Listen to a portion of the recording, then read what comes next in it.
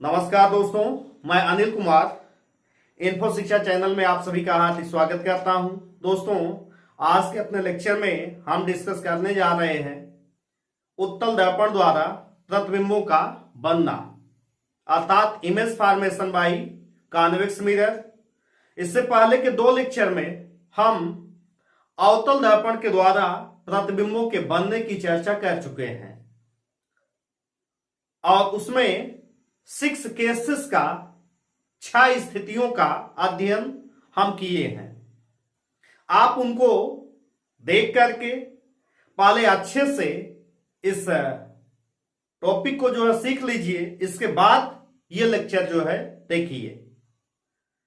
तो आइए, इसमें केवल 2 स्थितियां हैं। अब कौन कौन सी स्थिति है वही आज के लेक्चर में चर्चा करेंगे और इस लेक्चर के बाद यूजेज ऑफ कॉनकेव मिरर और यूजेज ऑफ कॉन्वेक्स मिरर, जहां से कंपटीशन में भी क्वेश्चन बनते हैं, इसी की चर्चा हम करेंगे। आइए सबसे पहले हम ये देखते हैं कि किस तरीके से इमेज फॉर्मेशन यहां किया जाएगा।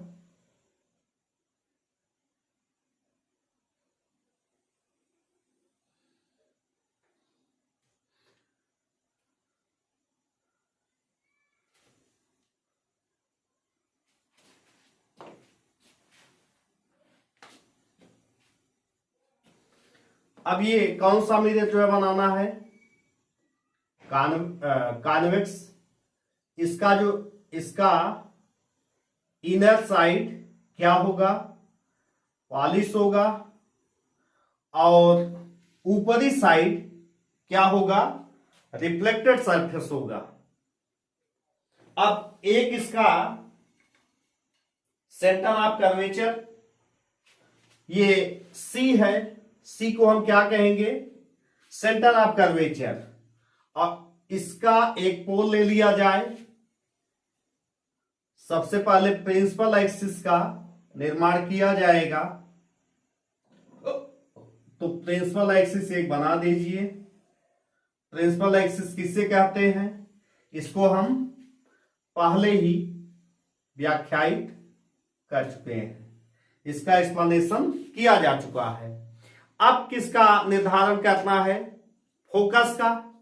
फोकस क्या होता है, रेडियस ऑफ कर्वेचर का आधा, इसका मतलब P से C तक रेडियस ऑफ कर्वेचर है, ये हो जाएगा फोकस। ये निर्धारण करना सीखिए। अब इसके बाद क्या करना है, एक ऑब्जेक्ट जो कहां पे है, इनफाइनाइट पे। सपोज कीजिए कि ये ऑब्जेक्ट कहां है, इनफाइनाइट पे है।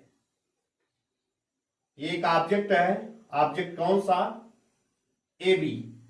तो फर्स्ट केस हम कौन सा डिस्कस करने जा रहे हैं कि अगर कॉन्वेक्स मिरर के सामने ऑब्जेक्ट इनफाइनाइट पे हो तो इमेज कैसा फॉर्म होगा, कैसा प्रतिबिंब बनेगा, उसकी स्थिति क्या होगी, यही जो है डिस्कस करना है। अब यहां पे ये मान लीजिए कि ये जो ऑब्जेक्ट है कहां पे है, इनफाइनाइट पे।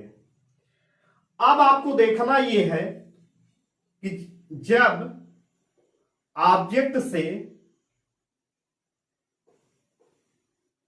प्रिंसिपल एक्सिस के पैरेलल जब किरण चलेगी तो ये किरणें प्रिंसिपल एक्सिस के समांतर चली। अब यहां से देखिए, यह है रिफ्लेक्टेड सरफेस, क्या होगा, यहां से यानी टकरा के इधर वापस हो जाएगी। अब इनको हम डॉटेड रूप में पीछे बढ़ा दे रहे हैं, पीछे साइड में। ध्यान रखिएगा ये डॉटेड है, ठीक है। अब एक यहां से और हम इनफाइनाइट से किरण जो है लेके आ रहे हैं, ये भी प्रिंसिपल एक्सिस के पैरेलल, जब ये प्रिंसिपल एक्सिस के पैरेलल आएगी कि कहां से होके पास करेगी, प्रतीत होगा कि फोकस से निकल रही है। आफ्टर रिफ्लेक्शन ये किरण आप देखेंगे तो यहां पे है, लेकिन आभास क्या होगा,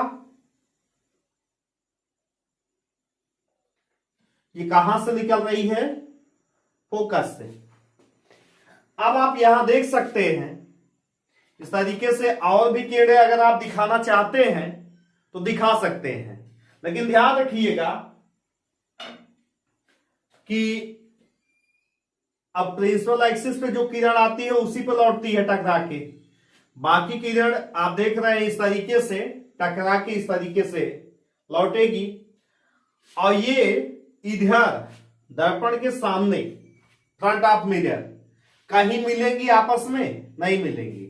लेकिन जब इनको आभासी रूप से पीछे बढ़ाया जाए तो ये कहां पे मिलेंगी, फोकस पे। अब यही फोकस पे इसका क्या बनेगा, इमेज बनेगा। तो इमेज फॉर्मेशन हुआ तो किस लाइन से हुआ, आप देखेंगे इसका डॉटेड लाइन से है। और हमने बताया है आपको कि अगर इस तरीके की लाइन से मिलेंगी तो यहां रियल इमेज बनेगा, लेकिन जब डॉटेड लाइन से इस तरीके से इमेज फॉर्मेशन हो तो ये इससे कौन सा इमेज बनता है, वर्चुअल बनता है। इसको दिमाग में बैठा लीजिए। तो इमेज कैसा होगा,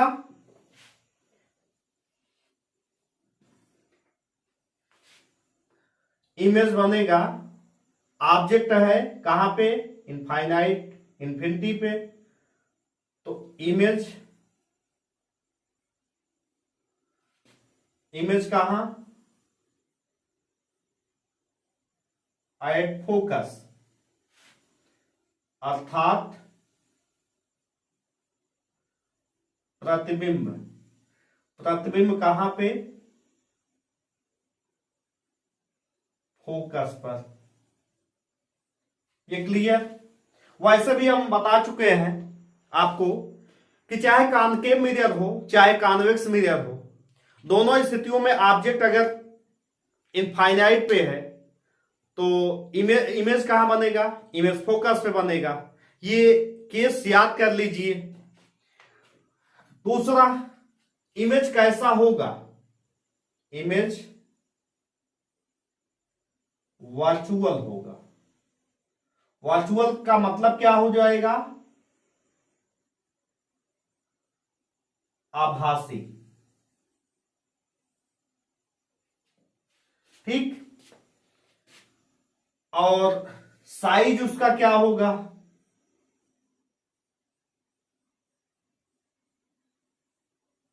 पॉइंट साइज, मतलब बहुत ही छोटा,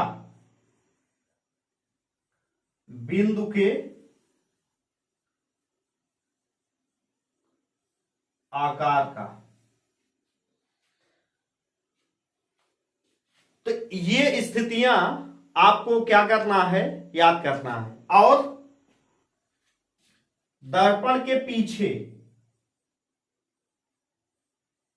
दर्पण के पीछे, बैक साइड ऑफ मिरर,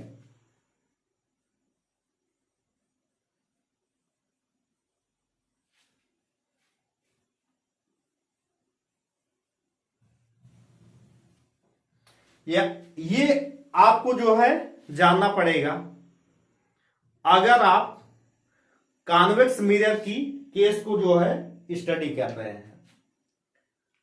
तो अब यहां पे ये चीज चाहे आप याद कर लीजिए, चाहे यहां से निष्कर्ष निकालना सीख लीजिए कि फोकस पे बना प्रतिबिंब वर्चुअल बना, यानी कि आभासी बना, पॉइंट साइज बना, बिंदु के आकार का, वस्तु से बहुत ही छोटा, और बैक साइड ऑफ मिरर, दर्पण के पीछे। अब एक केस और इसमें स्टडी करना है। जो कौन सा केस है? वो इनफाइनाइट और पोल के मध्य में ऑब्जेक्ट रख दिया जाए तब किस तरीके से इमेज फॉर्मेशन होगा। यही केस समाप्त हो जाए तो दो ही केस हैं कॉन्वेक्स मिरर में। तो दोस्तों, यदि आपको जो है वीडियो पसंद आ रहा है तो सबसे पहले लाइक कर दीजिए। अगर कोई दिक्कत हो तो कमेंट कीजिए और ज्यादा से ज्यादा लोगों में शेयर कीजिए। और अगर चैनल को सब्सक्राइब नहीं किए हैं तो सब्सक्राइब करके बेल आइकन पे क्लिक कर दीजिए, जिससे जो भी वीडियो अपलोड करें उसका अपडेट आपको जो है मिलता रहे। तो आइए चर्चा करते हैं इसका सेकंड केस। सेकंड केस में ऑब्जेक्ट कहां है? ऑब्जेक्ट इनफाइनाइट और पोल के मध्य में। सेकंड कॉन्वेक्स मिरर का अंतिम केस है। तो आइए दोबारा से एक बना लेते हैं मिरर।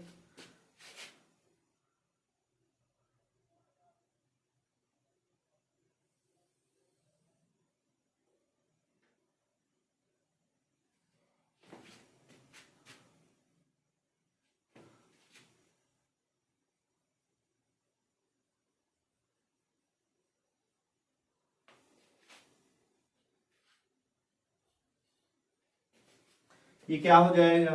Centre of curvature. इसका बना दीजिए प्रिंसिपल एक्सिस।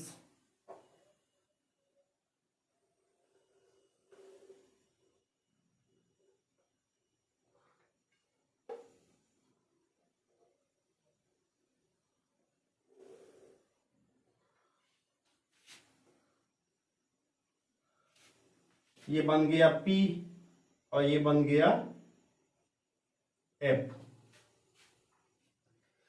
देखिए, ये इधर दिखा दीजिए इनफाइनाइट, और अब की बार ऑब्जेक्ट कहां पे है?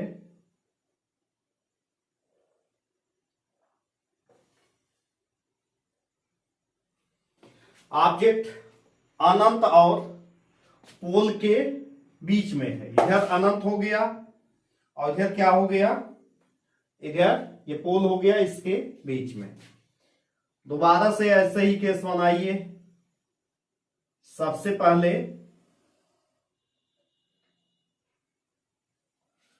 प्रिंसिपल एक्सिस के पैरेलल में, लेकिन ये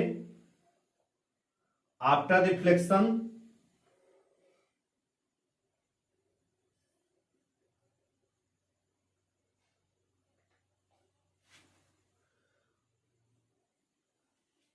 आफ्टर रिफ्लेक्शन ये लाइट यहां से रिफ्लेक्ट हो गई। और कौन सा केस यहां पे देखना है कि एक यहां पे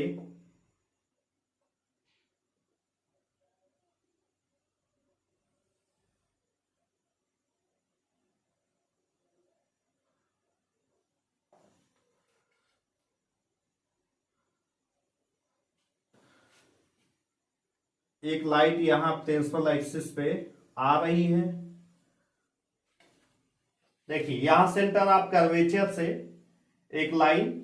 अब देखिए दोनों लाइनें कहां कट कर रही है?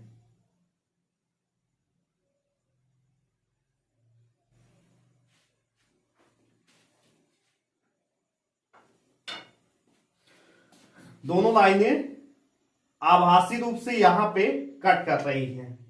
तो यही इसका इमेज फॉर्म हो गया कि अगर ये ऑब्जेक्ट है ए बी, तो ये ए डैश बी डैश इसका क्या है? इमेज है। अब इमेज कैसा बना? पहले तो वर्चुअल। वर्चुअल का मतलब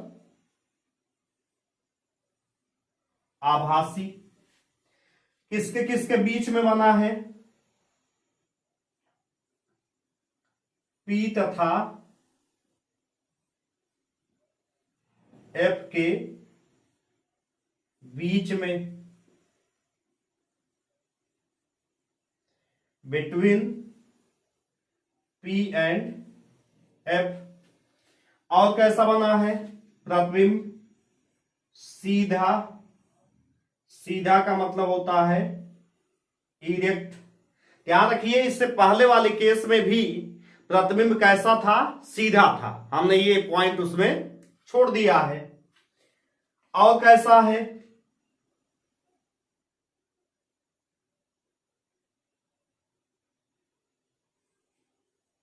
वस्तु से छोटा,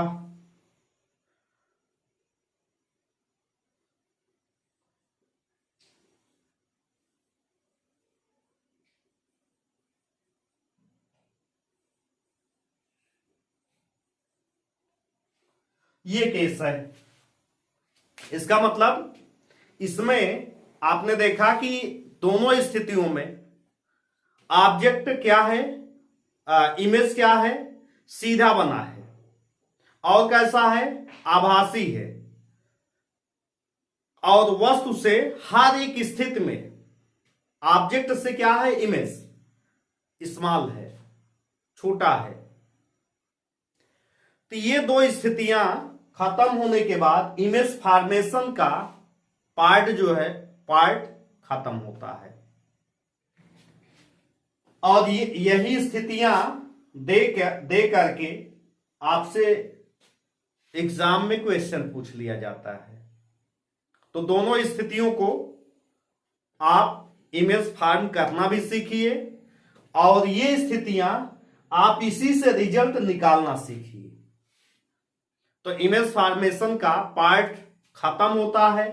इसके बाद मैंने बताया कि आप क्या जो इसमें चर्चा करनी है, कॉनकेव और कॉन्वेक्स मिरर का यूजेज पढ़ेंगे अगले लेक्चर में, जिससे ये पार्ट आपका क्लियर हो जाए और हाई स्कूल यहां तक कि इंटरमीडिएट में भी इमेज फॉर्मेशन आपको आना चाहिए।